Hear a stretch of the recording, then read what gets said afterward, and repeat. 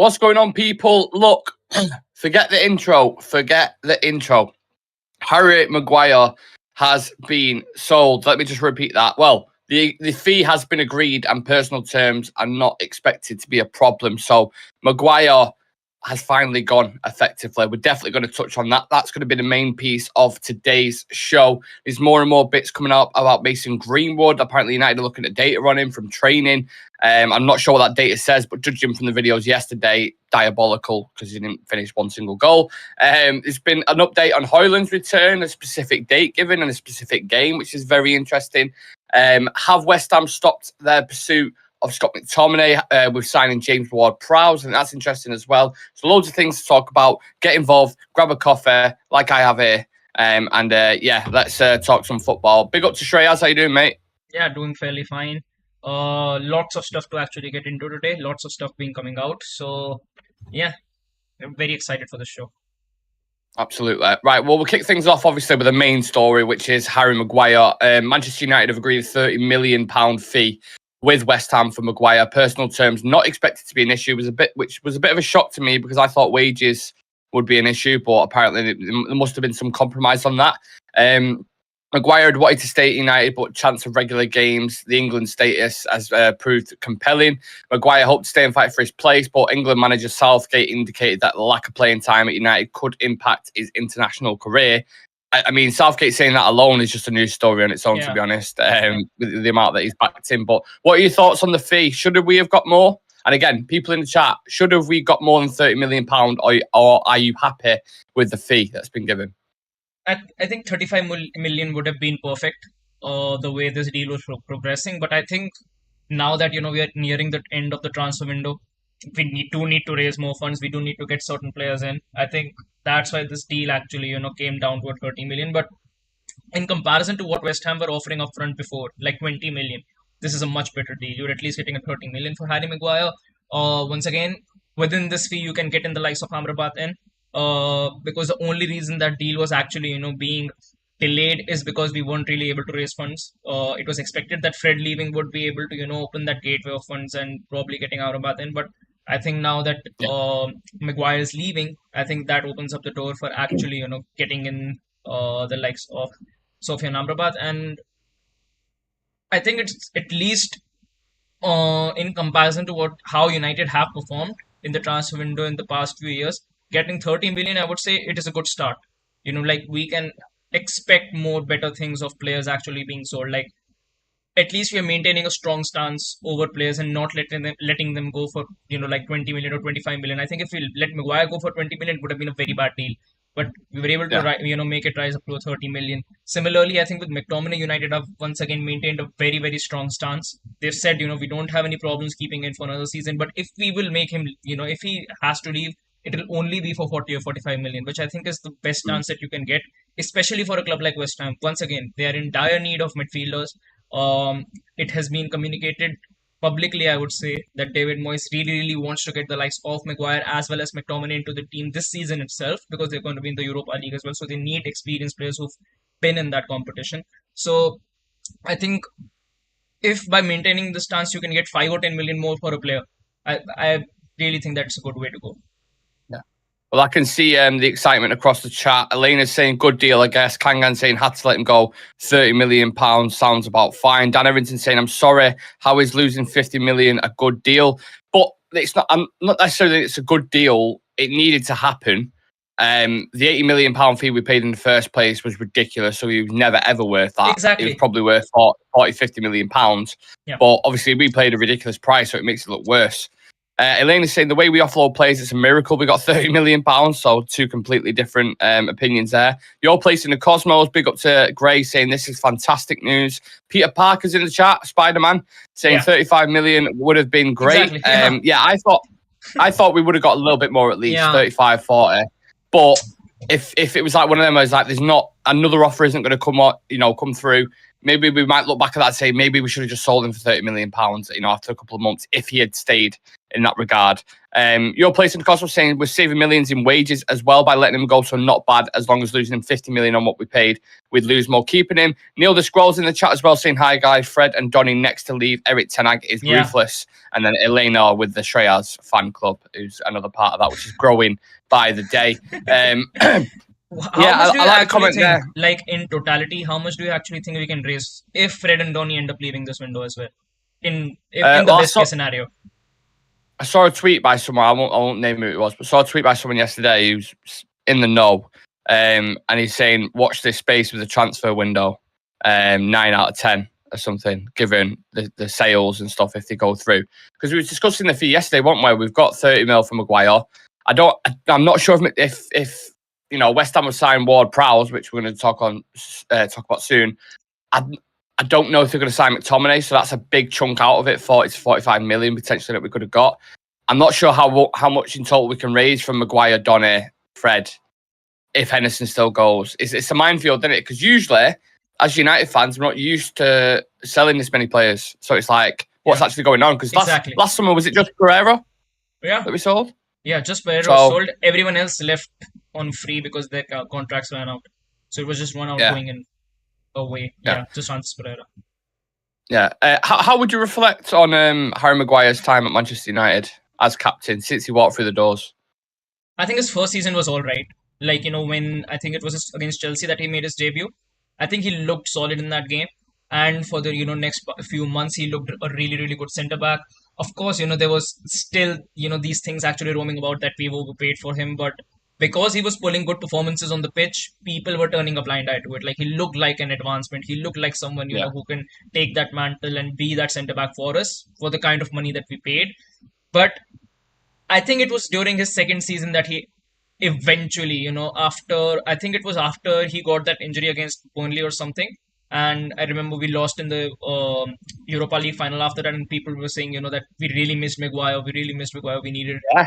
Yeah. And I think it was just after that second season that things actually started to roll downhill, because eventually people were able to, they were able to identify how we play and how we attack. Ollie's system of playing was too predictable. And 2 years, if you're going to use the same system again and again and again, teams are going to catch you out. So that is the thing that happened.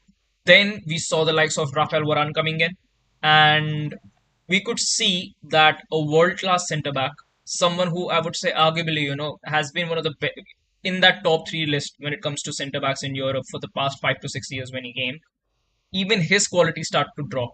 You could see Lindelof not playing that well. You could eventually see, his partnership with someone like Luke Shaw, who had one of the craziest seasons of his career, made him actually go downhill. And it was a horrific partnership that they formed at the back. So, and the way he responded to it as well in certain scenarios, that we could see he was not playing well. I think even he could feel that he's not playing well, but he just said that it is only because of my performances that I'm being picked week in and week out. So it just didn't feel right the way he was progressing. And United isn't a team that is going to, play compact, pragmatic football. Like, we're not known for that. We are a team which is known for progressing forward, attacking through the flanks, particularly, killing people out on the wings. That's how we have actually played. And when Ten Hag wanted to bring that philosophy into United, it meant playing with the high line. The defenders need to be really good in catching out their runners. They have to be aggressive and on the front foot, need to be really quick with their passing ability, and they have to maintain themselves when it comes to 1v1s. And Maguire doesn't check off any of those boxes. He cannot play in a high line. He gets caught out. He's not confident when it comes to his 1v1s. And that is why we could see players like Varane actually flourishing when Lisandro Martinez came in. So I think if you take into account his first 2 seasons, he looked like a very good centre-back. He looked like a centre-back who can do a job for us in set games.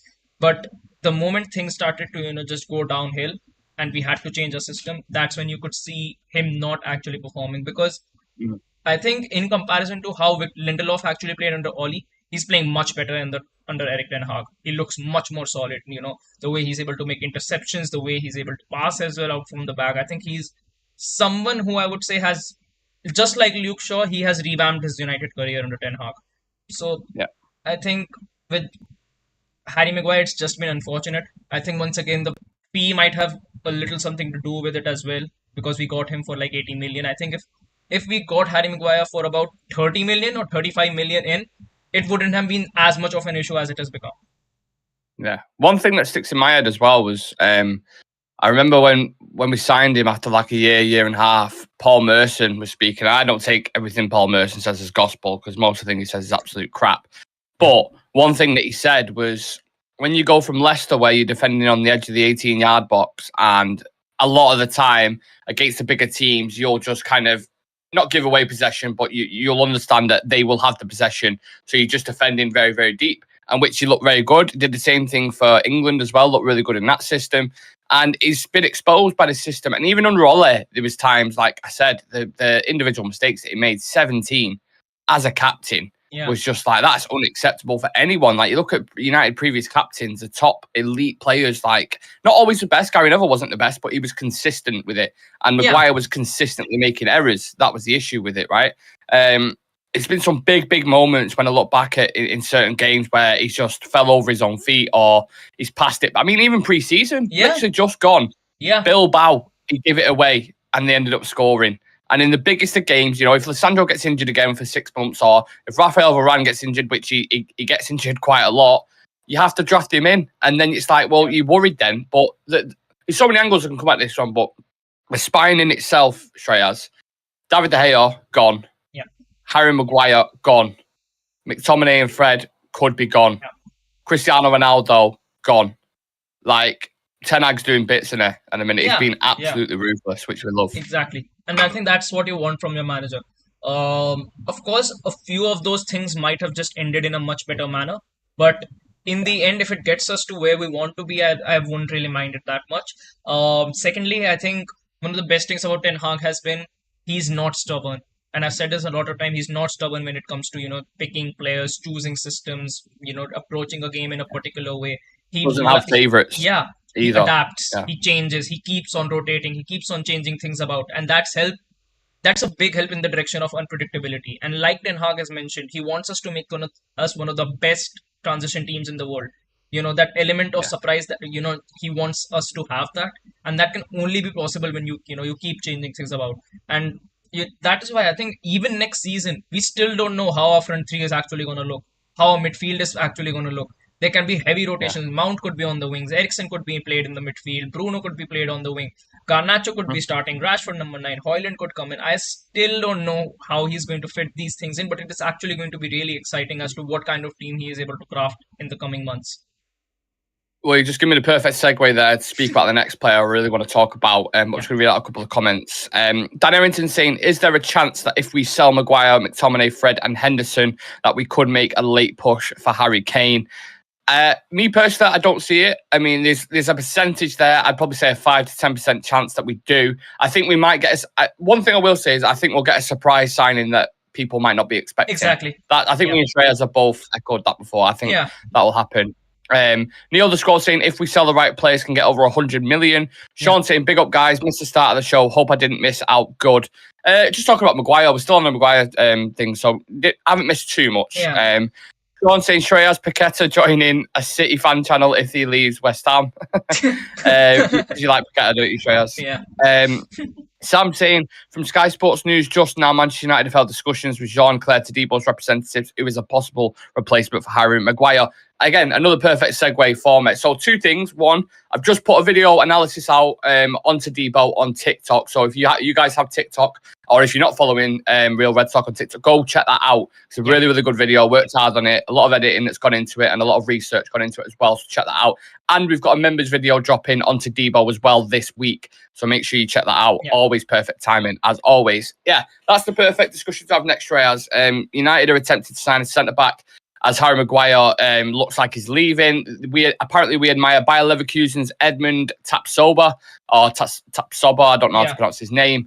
And another one is Tadibo as well. So who's the ideal replacement for you, Shreyas? If we do spend that money on a centre-back, could be spent elsewhere.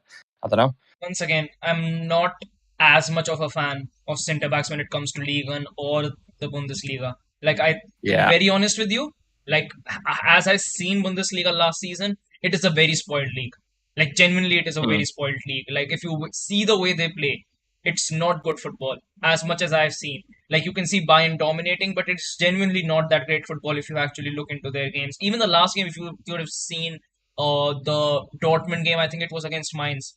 It wasn't a great game, and that was one of the top teams actually contesting for the title playing that game. With Tapsoba, once again, he's been a player who's been in talks with many clubs. Many clubs have been approaching him for quite some time. I think Tottenham were interested in getting him in last season as well. So Yeah. he's a sought after player. Um, will he be able to displace Varane of this team? That is a big question mark. I think that same question mark lies over the fact of Dodigo. Um, I think United when it comes to centre backs. I think United are acting a little late in this window. Like most of the choices that we would have wanted have gone. Like if Kim it Min was not Jae. Kim Min Jae, I would have actually gone out all for Pau Torres. Like I think Pau Torres Well, would we have been was fucking immense in this team. got. We was gutted, weren't we, about the Kim Min Jae thing, man? Because it Yeah, was just like 50 the way he was million for a performing for quality Napoli. of Kim Min Jae was Yeah. an absolute steal. And now you're probably going to spend close to like £40 million on one like that. You saw Disasi go for £40 million. Monaco probably look at that, and well, not Monaco, sorry. Nice will probably look at that and think, well, he's gone 40 million. We could probably get 40 million for Todibo. But I've watched a lot of Todibo over the past couple of days to do that kind of analysis. You talk about ball carrying, progressive passing, tackling, defensive awareness, recovery speed. He is really, really good. I think he had a few like kind of disciplinary issues when he was at Barcelona. He had a couple of loans that didn't quite work out. Yeah. But he's looking decent now. He's only 23 years old. I think Tassoba's slightly older. I need to double check that. But I personally would prefer Todibo, which is obvious. But you're not a fan of Bundesliga or Liga 1 for centre backs. So who would you go for? Is anyone in Europe that you'd like to sign? Who's available? I think with centre backs it is he's 24. And for anyone in the and chat as well. 24. Okay, yeah, so he's literally a year older. Yeah. I was right, but not that much older. Anyone in the chat, let me know what preferred centre-back you would go for to replace Harry Maguire. If you have anyone in mind, if there's any scouts in there that you know about someone that we don't, please let us know as well. I think it's going to be really, really tough to get in a replacement. Yeah. But if it has got to be someone who can just do a job, like someone who can be a fourth choice centre back for us, I actually wouldn't mind going in for someone like a Pelakotchap from Southampton. I think for a fourth choice centre back, I think he can do a job at United. And I think he was by far one of the better players at Southampton last season, just like Romeo Lavia was. So if you could get in someone like him, I think he would be a great signing. If not, I think I mentioned this name on the channel before as well. Bastoni would be incredible. Like an absolutely incredible player in that back line to have. So for me, it would be Pelakotchap or Bastoni. I think if Bastoni comes in, it just takes some defense to an entirely different level, because then you've got Lisandro Martinez working alongside Bastoni. That's going to be a tough backline to actually break. 100%. I'll read out a couple of comments. Shah Sam saying, Ollie's to blame for most of our signings, lack of progression.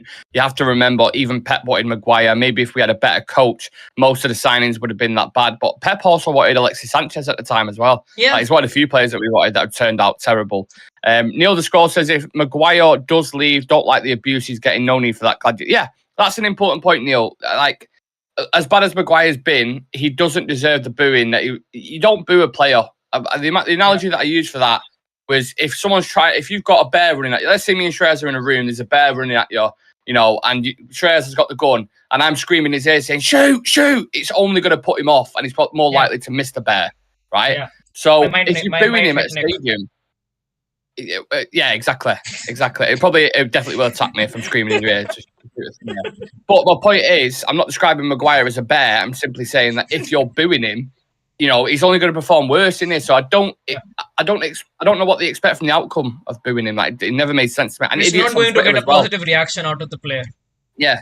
Saying, I was leading the chance for Maguire. Was you really? Yeah. What do you gain from that, you fucking idiot? Anyway, sorry, excuse the language. Sean saying Bastoni or Antonio Silva before the prices go even higher. I believe, well, again, that's another player me and Shreyas both like. I'm a massive fan of Bastoni. Yeah. Two things I would say on that, though, which we've had discussions about before, is one, he's more of a left-sided centre-back, so he'd be a replacement for Lissandro, I think, which isn't a bad thing. But again, I don't think he'd want to be that fourth option. I think he'd want to be the main centre-back, like over Varane. And the second thing is, I think he's just signed a new contract. So we talk about like high fees. It's going to be a big fee. he was in the last year of his contract, but he just signed. And there's just Extended. been an update Yeah. coming through. It says Eric Bailly has completed his permanent move to Besiktas tomorrow. Oh. He joins on a free transfer, so he moves on a free. Oh wow. A free? Bailly's On a, gone. does that work? On a free? Yeah, he goes on a free. Oh my god! So we couldn't even recoup £2 million for him, isn't it? Jesus Christ, man! They obviously wanted him off the books, didn't they? They were just like, get the fuck out of this club. I never understood why, I suppose why we gave him an extension to 2026 anyways. Like, genuinely, that was I don't Woodward. understand. That was Woodward who did that. Yeah. That to try and retain his value. That's obviously not works. Yeah. We bought him Because he's for moved on a free. 36 million euros, I think it was. That we bought Bailly for, and he's just left on a free. And we just took a massive hit on Maguire as well. But in the same respect, these things needed to happen, didn't they? To move these players on. These are just kind of dead wood and cobwebs from Woodward's kind of era. So yeah, I'm happy with that.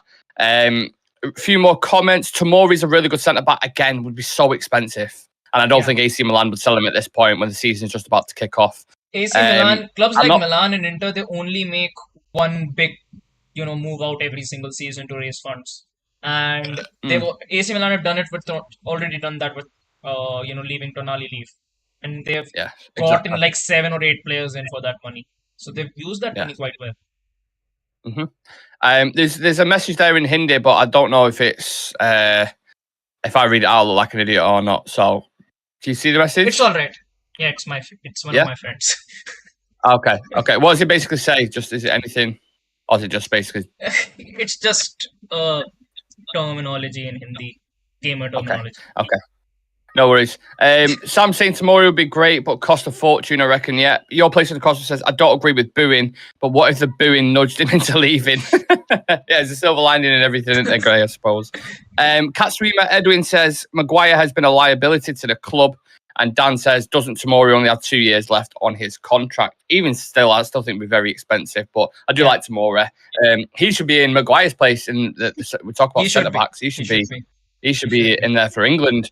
Maybe when Southgate goes. Just the last bit with West Ham. Apparently, David Ornstein tweeted last night that they are set to sign James Ward-Prowse, which, do you think that means McTominay's staying now? No. I still think they're going to go in for McTominay. Even if they get James Ward-Prowse. I think they desperately, even though Declan Rice has left, they don't really just need one midfielder.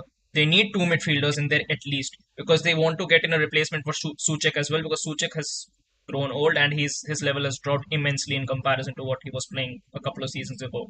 So they need to get in an upgrade over Souček. They still have to fill in a Declan Rice void, which would take at least 2 midfielders. So you're saying at least 3 midfielders have to be going in there. And there, once again, there have been links of Paqueta to City, which I think will be done. I think Paqueta will move to Manchester City after this once this window ends. So they'll need another midfielder. So that means that West Ham at least need to get 3 to 4 midfielders in this window. And right now they've gotten the likes of Edson Alvarez. Now they're moving on forward to get actually signing James Ward-Prowse. So they still need a couple of midfielders more to fill in that positions. That's interesting. I don't know. With the money, that's because they've been saying they want to spend like 20 million on like 7 players. Did you see that report No that came out? player is going to move in this market in that 20 million price range to the Premier League for a team that just won the Conference League and will be in Europe next season. You look at the players that they've bought. Alvarez was 30 million money. I think Ward-Prowse is 25-30 million. So they're getting like 10 million over the mark. I think they probably wanted McTominay for like 30 million as well to get him in there, which is why the deal I think may be off. But who knows? If we get rid of McTominay as well, I'll be interested to see what replacement they bring in because them sales don't depend on Amrabat.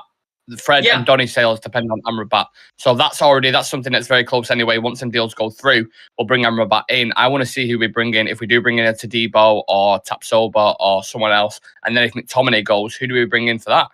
Do you add it to go get a striker, or do you add it to? I don't know where they're going to spend the money. I think it will be a striker. I think it will first off will be a striker, because I think we can still get off. I think it's a blessing in disguise that we have Bruno Fernandes in our midfield. So you've got availability of one player pretty much secured for the entire season. So I think we will need a striker, because Hojlund needs rest as much as rest he can actually get right now. Till the time he comes, he needs rest. So we need someone else to actually be playing in that department till he comes back. Well, we discussed that heavily yesterday, didn't we? Strikers and stuff, so I don't want to get into that too much. But we do need one. It's just I don't know who we're going to go for. Whilst we're on the topic of strikers, again, this is something we discussed yesterday, so I don't want to speak about it too much. Mason Greenwood in training. Manchester United are receiving data from Mason Greenwood's training sessions as they prepare to clarify his future. However, it's now been reported that United have only had to decide if he rejoins the first team or goes out on a season-long loan, indicating that he definitely won't be released. That's definite, which was an option on the table. Mason is working harder than ever on the training pitch. This is what a source has told The Sun. He's desperate to return to the side as soon as possible, wants to put the last 18 months behind him. Talks about his future are in the final phase, and the player and the manager are behind him.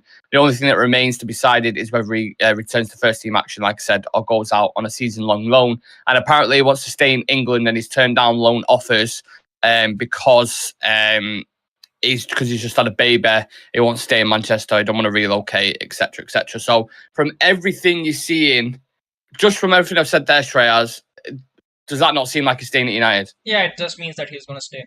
Like, we will be seeing him again. Whether it will be him moving out on loan or whether it will be, him just staying at the club on the bench and regaining fitness day by day and day and probably making it into the bench. But either way, he'll stay. So I think, in a way, United has communicated that he won't be released. Once again, it just cements the fact that he won't be released. If they are actually putting in that much work into him, I don't think that he'll be released. Because you're seeing all these things coming out saying that he's put all the last 18 months behind him. He's the father now. He's a changed man. He's blah, blah, blah. And obviously the players and the managers around him are bought into this, and fans have bought into it. I've not personally. I still stand by my point, and we've said it many a times, so I don't want to repeat myself. But I got told this the other day from someone who I'm not going to mention, but someone said to me, I think he's coming back, Greenwood. And I was like, really? Like, more things are coming out now. You're like, maybe it is. Maybe it is happening. Well, maybe that's why they're not as bothered about the striker. They're probably I have no idea. Absolutely no idea. Neil Descroll says, I think we need another striker before centre-back because of the Rasmus injury. The Rasmus injury, so the Daily Mail reported yesterday that it was really bad. And worse than he thought, and blah blah blah. Apparently, that's a load of shit. Like it's something to monitor, but he should be fine. And we'll talk about him next. Sam saying this is from the Sun, by the way, so take it for a pinch of salt. I do agree with you. The Sun is shit, but when it comes to this Greenwood thing, they've been bang on with everything. I have to admit that they have. They've been the only ones really reporting around Mason Greenwood. So yeah, I think it's been all right. Well, the Sun have been all right with that. To be fair. Dan Errington says Greenwood wants to stay and play in England and live in Manchester area. Welcome to Salford. Yeah. I don't know what's going to happen. I think he will stay. I do, and I think they'll announce that because he said they're going to announce it before the game. We play Wolves on Monday. Yeah. So from now to Monday, I think either today, Thursday, Friday, which sounds obvious, but I don't think they'll announce it on a Saturday or Sunday. I think within the next couple of days, they will announce him staying. And the backlash from the media, the questions that are going to get asked in a press conference, I think are going to be interesting to see what happens. So, yeah, I don't know. But let's move on from that. Let's talk about Rasmus Shreyas. So United are targeting the game against Arsenal on September the 3rd as a potential debut date for Rasmus Hojlund. His minor back injury requires a few weeks of rehabilitation. So that would mean he misses the game against Wolves, Tottenham and Forest. So in them games, do you play Rashford as a 9 or Sancho as a false 9?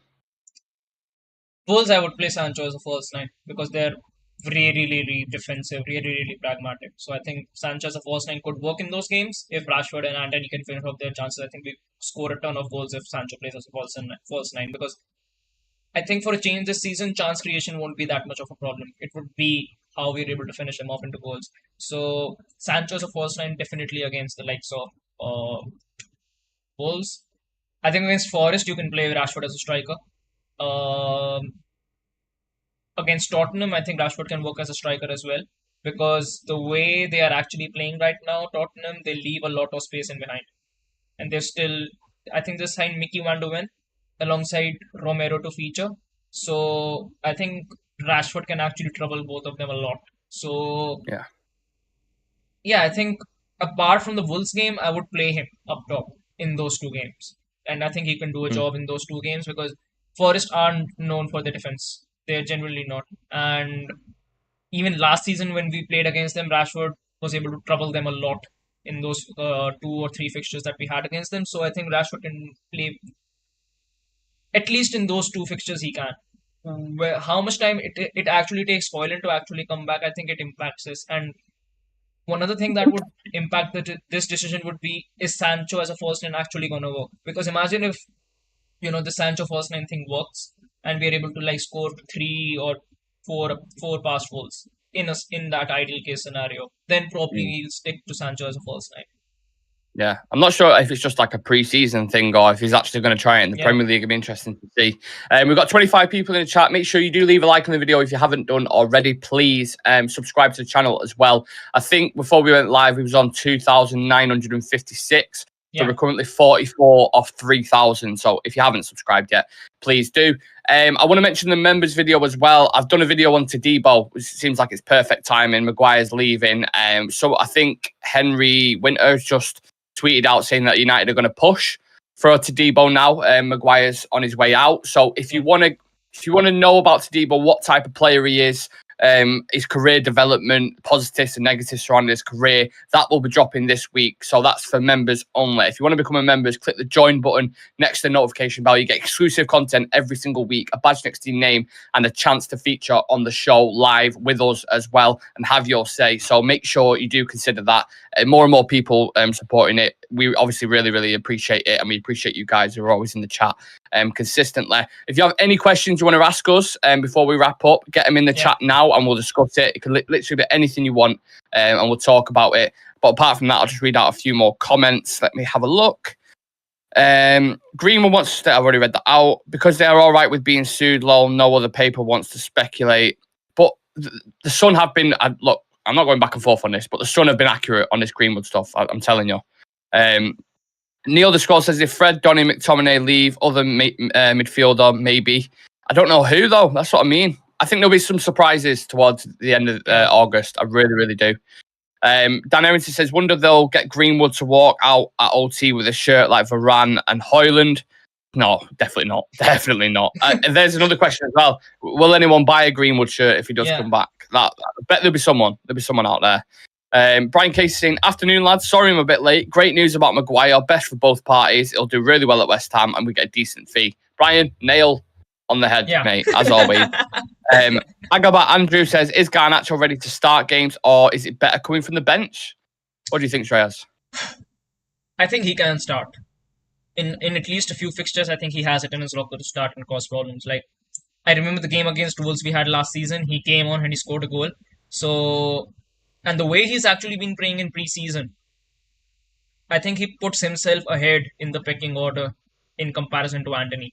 Like, I really, really wish that Garnacho was a right winger. Because we were saying that yesterday, weren't we? Yeah, I think Rashford and Garnacho on the flanks would have been deadly. But I think he might start. But I think it would really, really rely on, it depends on the fact if Rashford plays as a striker or not. Because I think, I don't think Rashford will be dropped in any of these fixtures. He is going to be in that front three, whether it's as a striker or as a left winger. So it's either one of those positions. And if he plays, then it takes up Garnacho's slot. So I really don't know how Ten Hag is going to work with it. But Hojlund being out, I really don't know. Maybe Rashford shift to the right in certain games. Maybe we genuinely see Garnacho being, shifted to the right as well, because there's still a lot of things that can be played into this. Because you're going to be seeing Ahmad back soon in a couple of months as well. So that actually, puts in another winger on that right hand side. So it's going to be interesting as to how this front three actually shapes up. Well, I've always only been under the illusion that he's a bench player at the minute, like very exciting. But when he started games, he hasn't had the similar impact. But then I've watched him pre-season, and in the last game, he was one of the best players. I think this year is a huge year for Garnacho. I think if it was anyone else other than Rashford ahead of him, I think he gets in, and I think he starts a lot of games because Ten Hag clearly likes him. He's direct, he takes risks, he's got high quality as a player. So, yeah, I'm a huge fan of him. I think it's a huge season for him. But he'll get enough game time as it is anyway. Like, we play that many fixtures. We go quite far in competitions like last season. So, regardless, I think he'll get enough development. We've got Prene saying Rashi striker with Garnacho starting left and then bring Sancho on as false nine and send Rashi back to left wing. Potentially, yeah, you can see that chopping changing. Yeah. Dave Lewis is saying, is it 30 mil flat? Yeah, add-ons are out like that. I've not seen any add-ons involved. I've literally just seen £30 million. But sometimes you see with these deals, after it, some stuff comes out saying there's 5 million achievable add-ons or whatever, but I've only seen 30 million flat fee, to be honest. But yeah. What is black and white and double sexy? I hope this answer is I can read out anyway, let's say. Sean saying, living in Bangkok at the moment, and I've already seen the new United shirt with Greenwood 11 on the back. Interesting. That is very interesting. Again, also doesn't surprise me. Brian saying, with Kane likely to stay at Spurs, which striker out there can you see us going for, whether it be a loan or free? This is something we discussed in it. Like, we don't really know, to be honest, because the striker market isn't kind of prevalent in a minute. You've got Gonçalo Ramos, who's just gone to PSG. We've obviously signed Rasmus Hojlund already. Kane looks like a mega difficult and mega expensive deal to do, especially now towards the end of the window. And I think he's more inclined to stay on a free and leave. Victor Osimhen, I mean, that won't happen. Talk about Kane. Osimhen won't happen. Talk about Kane being expensive. Fuck me, because that is never happening. Tottenham want at least 110 or 20 million to actually get Kane off. Like, that's the only offer they consider. And Napoli are only going to, get into a conversation when you put in 140 million. That's when they get into a conversation. So Osimhen's not happening anytime soon. The only names I've seen really are Taremi. That's been very weak links. I've seen links with that for like 20-30 million pounds. I've seen João Felix on loan, but then again, very weak links with that. Kolo Muani we really like, but he's talking like 80 million pounds there or 80 million. Like, most of them are expensive. So if they're going to get another striker, it's either you bring in an experienced one who's not like the obvious kind of signing in a Taremi, or you go spend heavy on a Vlahovic or someone like that. I don't know. Felix. But again, I think there's going to be a surprise. Doesn't surprise me, Sean. We never would have even probably heard of or not even considered that strongly. Like how Mason Mount was being, suddenly being linked to. I think it happens like that. Yeah, the chat's going mad. Please do like the video if you haven't done already, and subscribe to the channel. Trying to get to 3,000 subs, which would be amazing. Dave is saying, problem is that we play so much worse as a team when Anthony isn't on the pitch, as frustrating as he is. OOP is one of our best players and one of the few attackers we have who keeps the ball. Anthony, I agree with it, because I remember a period in the season last year where when he was injured, and we did really miss him. Like what he brings, holding that width, the work rate off the ball. I agree, but he's so frustrating, man. He's so fucking frustrating at times. His final product isn't the best. And maybe he refines that this season. Maybe it takes him a couple of seasons. I don't know. But with that big price tag over his head, £85 million, it's like you need something from him now if you're spending that big. And look at Grealish. City spent £100 million on Grealish. And look at him now. Like he's one of their best players last season. Yeah. So maybe it'll take that time. Who knows? I'm not sure. Let's have a look. Mitrovic. It's not a bad shout. Wasn't he going to Saudi? I thought, has he not already gone Saudi? I thought that he was Al Ahly or something. That he was linked. And also, did you see the fee that he went for? Well, what he was reported to go for, it was like 25-30 million. Yeah. And I was thinking, if United would have gone in for him, that's £50 million, isn't it? Yeah. Yeah. Hasn't Osimhen signed a new deal? I don't know. Has he? Never. Not heard of it. I've not. No. You might be right, but I haven't heard anything. Garnacho must be in team for Love Games. Okay. Nick just wondered if anyone else got a weird fetish like my colleague who has a weird thing for penguins. This chat is going in mad places in a minute. Yeah. Peter Parker's back in the chat. Big up to Spider-Man saying anything close to half the transfer fee would have been appropriate. Dan saying Vlahovic going to Chelsea, swap with Lukaku. Again, first I've heard of that. What's the need? Yeah, so no one ever mentioned Lukaku as a potential loan to United ever. I know you didn't then, Dan. I'm not alluding to that, but before anyone even gets ahead of themselves, says, "Oh, maybe we can bring Lukaku back." No. Don't want him anywhere near United again, ever again. I'd rather just go for a full season with Weghorst and bring sign Weghorst again. Yeah. Lukaku back. But the centre-back situation is heating up. Romano's just tweeted out that we are looking at 3 potential options. I don't know who the third one is. I mean, if it's Johnny Evans, again, don't even talk to me. I think it's Benjamin Pavard. I'm just reading that now. Yeah. So Manchester United have 3 options in the list for the new centre-back. Benjamin Pavard, who I've always been under, again, my football knowledge might be shit on this point. I've always thought he was a wing-back. I always thought he was a right-back. Yeah, Pavard. Even I did. So I don't get I think that. under But Tuchel maybe I he's think he moved has to played. centre because they play with a 3 at the back under Tuchel. He's also like 30. Yeah, I don't know. Don't get the Pavard one. Jean-Claude Todibo was talking about, and Edmund Tapsoba were being considered as possible names to replace Harry Maguire. I mentioned it at the start of the video and the middle, and I'm going to do it at the end as well. I've done a video on Todibo. It's going to drop this week. A very deep analysis. I've done a lot of research on it. A lot of editing's gone into it as well. And I was up until about 3 a.m, and my girlfriend now hates me because she was like, "Is that edit not finished yet?" And I was like, "No, I'm still working on it. So you're going to have to wait." So there's a lot of work that's gone into it. I hope you guys appreciate it for you members. That'll be dropping any minute, or within the next couple of days at least. There's one on TikTok as well, like a shorter version if you want to go check that out. And yeah, leave a like on the video. If anything else breaks whilst we're live, of course, we're going to go live because that's what we do. Shreyas, anything else you want to add on to that, mate? Yes, just a lot of comments in the chat. Dave saying Grealish still has poor output, though we'd be having the same complaints about him if he was putting the numbers up for us that he is for City, but he gets away with it because City are great. Brian saying I'd rather sign Rude than bring Lukaku back, and Dan with the same question, that isn't Pavard, not a right back and a centre back, and Marky Mark saying goodbye Maguire, goodbye my friend. Yeah, and Brian's putting in the capybara emojis. Oh yeah, I didn't play that for you guys yesterday, so Yeah. I will give me a second. I'll mute my mic because it'll double feedback. 1 second.